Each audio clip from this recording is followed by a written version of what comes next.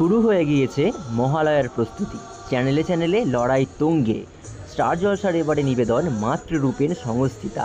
কে দুর্গা হচ্ছে কোয়েল মল্লিক, তা আমরা সকলেই জানি। এইবার রিভেল হলো কিছু অভিনেত্রীদের তাদের লুক।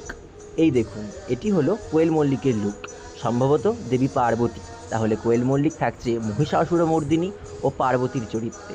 এরপর শিব ও অন্নপূর্ণার চরিত্রে থাকছে পরশুরাম ধারাবাহিকের নায়ক ও নায়িকা পরশুরাম ও তটিনী, অভিনেত্রী তৃণা সাহা, অভিনেতা ইন্দ্রজিৎ বোস।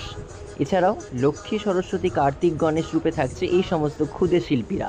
এছাড়াও গীতা এলএলবি ধারাবাহিকের নায়িকা গীতা ওরফে হিয়া মুখার্জি থাকছে একটি বিশেষ রূপে, এই যে তার রূপের নাম এক্ষুনি বলা যাবে না। এছাড়াও আরও অনেক অভিনেত্রীরা থাকছে, যেমন রানী ভবানী, রাজনন্দিনী পাল ও আরও অনেকে। এইবারের থিম মাতৃরূপেণ, অর্থাৎ দেবী দুর্গার নানান মাতৃরূপের গল্প। তাহলে সবাই এক্সাইটেড তো মহালয়ার জন্য? অবশ্যই দেখবেন কিন্তু স্টার জলসা।